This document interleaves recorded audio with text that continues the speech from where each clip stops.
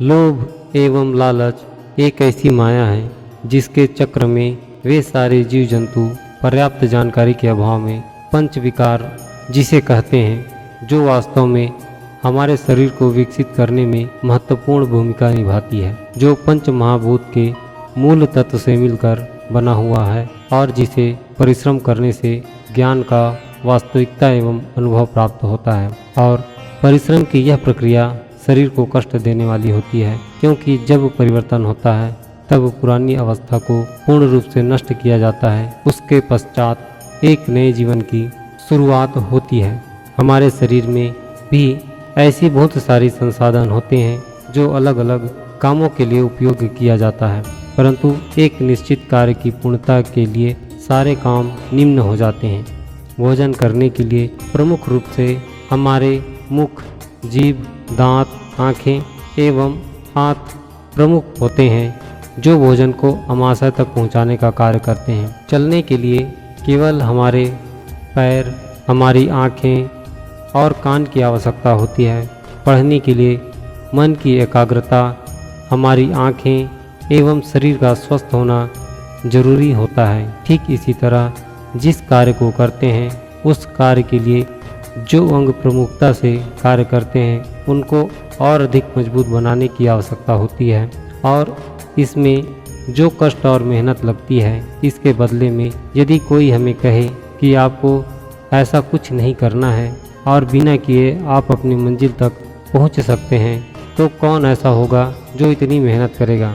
बिना मेहनत के यदि हमें सारे सुख के साधन मिलता है तो आधा अधूरा ज्ञान, आत्मविश्वास की कमी, दूरदर्शिता की कमी और सबसे महत्वपूर्ण अपने शरीर को सुख देने की चाह में दूसरों की बातों में सरलता से आ जाते हैं।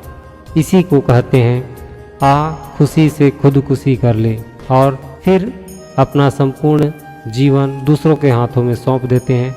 लो अब हमारे शरीर से कुछ भी कर लो, क्योंकि इसके स्वामी हम हैं। और यदि यही हमारा सबसे बड़ा गलत कदम होता है, जब हमारे पास स्वस्थ शरीर है, हमारे हाथ पैर सही सलामत हैं, हमारे ज्ञान इंद्रिय सक्रिय हैं, प्रत्येक वस्तु को देखने, सुनने, समझने के लिए हमारे पास तार्किक बुद्धि है, इन सब के होते हुए भी यदि हम दूसरों की बातों पर आते हैं तो हमसे बड़ा महामूर्ख अज्ञानी कौन होगा। यदि अपनी इच्छा शक्ति का सही प्रयोग करें और साथ में शारीरिक अभ्यास करें तो हम बताने वाले से बेहतर कार्य कर सकते हैं। अक्सर यह देखा जाता है जिस ज्ञान को गुरु मार्गदर्शन देते हैं, इस ज्ञान को उनके ही शिष्य के द्वारा अधिक विस्तार एवं स्वच्छता से बताने में सक्षम होते हैं। और ऐसा क्यों होता है, विचार करें।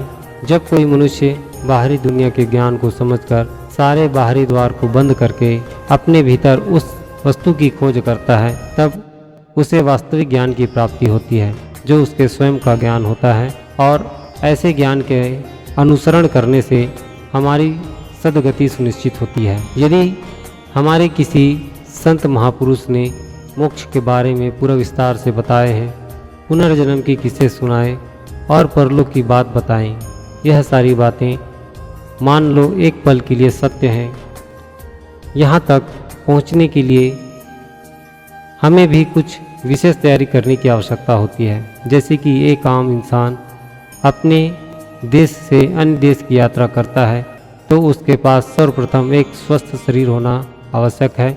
इसके पश्चात उसके पहचान के लिए एक प्रमाण पत्र की आवश्यकता होती है, जो किसी आधिकारिक एवं सम्मानित लोगों के द्वारा प्रमाणित किया जाता है। इसके बाद ही हम अपनी विदेश की यात्रा पूरी कर सकते हैं। और इसके पश्चात यदि हमें अंतरिक्ष की यात्रा करनी होती है तो भी सर्वप्रथम एक स्वस्थ शरीर की आवश्यकता होती है, और अंतरिक्ष में जैसा वातावरण है उसके बारे में अधिक से अधिक जानकारी हमारे पास होना बेहद आवश्यक है। और अंतरिक्ष के वातावरण में रहने के लिए स्वयं के शरीर में बदलाव करने की आवश्यकता होती है, जैसे कि आजकल वैज्ञानिकों के द्वारा किया जाता है, क्योंकि हमारे धरती का वायुमंडल के अनुसार हमारा शरीर व्यवस्थित होता है और धरती से बाहर का वायुमंडल अलग होता है। और यदि हमें अपने धरती के वायुमंडल से बाहर जाना है तो अपने शारीरिक एवं मानसिक रूप से अंतरिक्ष के परिस्थितियों के अनुसार हमारे शरीर में अनुकूलता एवं प्रतिरोधक क्षमता विकसित करनी होती है, तभी हम अंतरिक्ष की यात्रा कर सकते हैं। यह सारी बातें सुनकर आप कहेंगे यह तो भौतिक जगत की बात है, अध्यात्म की बात अलग होती है। तो मैं आपको बता दूं, चाहे वह भौतिक हो चाहे वह आध्यात्मिक हो, इन सारे साधन एवं शक्ति को प्राप्त करने के लिए सर्वप्रथम ज्ञान की आवश्यकता होती है। ज्ञान के पश्चात समझने की आवश्यकता होती है। समझने के बाद हमें निरंतर अभ्यास करने की आवश्यकता होती है, वह भी शारीरिक परिश्रम करके। एक पल के लिए ज्ञान को समझ लेते हैं। हमारी चैतन्य शक्ति और यह शरीर के बिना अधूरी है। इसलिए कहा जाता है दिल और दिमाग दोनों अलग होते हैं। एक भौतिक शरीर का प्रतिनिधित्व करता है और दिमाग संपूर्ण ब्रह्मांड का प्रतिनिधित्व करता है। जब दोनों के बीच उचित संतुलन स्थापित होगा तभी तो हम एक बड़े बदलाव के लिए सक्षम हो सकते हैं। यदि हम केवल ज्ञान के आधार पर परलोक में सुख मिलेगा ऐसी कल्पना करना बेहद मूर्खपूर्ण बात होगी, जबकि अपने ज्ञान की प्राप्ति तो किया है परंतु इसका प्रयोग एवं अभ्यास आपने किया ही नहीं है। फिर आपको कैसे पता चलेगा कि यह ज्ञान की सच्चाई कितनी सही है। जब आप इसकी सत्यता समझ पाने में समर्थ हो जाएंगे तभी आपको यह मालूम होगा कि परलोक जैसी कोई जगह है जहाँ पर जाने से हमें असीम सुख एवं शांति की अनुभूति होगी। और यदि पुनर्जन्म की बात करें, जिस धरती पर हम रह रहे हैं और जिस शरीर में हम निवास कर रहे हैं उसके बारे में यदि हमको कुछ भी जानकारी नहीं है तो क्या इस धरती लोक से बाहर जा सकते हैं। जिस प्रकार आज का संवैधानिक नियम है 18 वर्ष से पहले वोट डालने का अधिकार किसी को नहीं होता है। इसके पीछे ठोस कारण है। एक सामान्य बालक 18 वर्ष के पहले तक मानसिक रूप से परिपक्व नहीं होता है और जो कमज़ोर मानसिकता वाले हैं, अज्ञानी हैं, उन्हें समाज के किसी बड़े फैसले में शामिल नहीं किया जा सकता। ऐसा नियम स्पष्ट है। और जो 18 वर्ष के हो चुके हैं और वह मानसिक रूप से कमज़ोर एवं मंदबुद्धि के होते हैं, उन्हें भी यह अधिकार नहीं दिया जाता। जैसे कि हम सभी का सपना है कि हम कहीं बाहर घूमने चलें, प्राकृतिक दृश्य का आनंद लें। इसकी तैयारी न जाने कितने दिनों से करते हैं और कभी जब समय मिलता है तो हम बड़े उत्साहित होते हैं, परंतु हमारी किसी एक कमजोरी के कारण सारे खुशियों पर पानी फिर जाता है। जैसे कि यात्रा करते समय नींद आना, बदलते वातावरण से शारीरिक कमजोरी के कारण सहन न कर पाने से तबीयत खराब होना, उल्टी होना, यह सारे रुकावट हमें खुद से निपटाना होता है।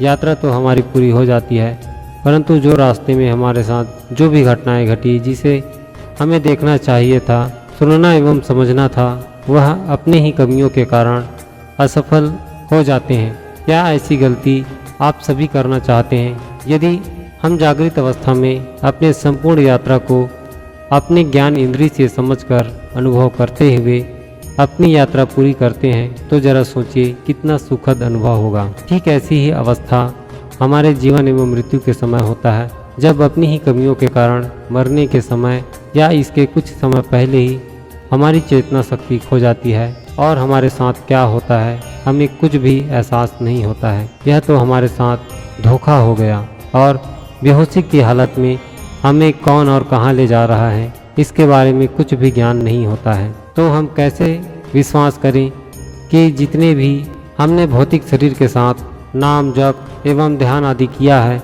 वह पूर्ण रूप से सार्थक सिद्ध हुई है।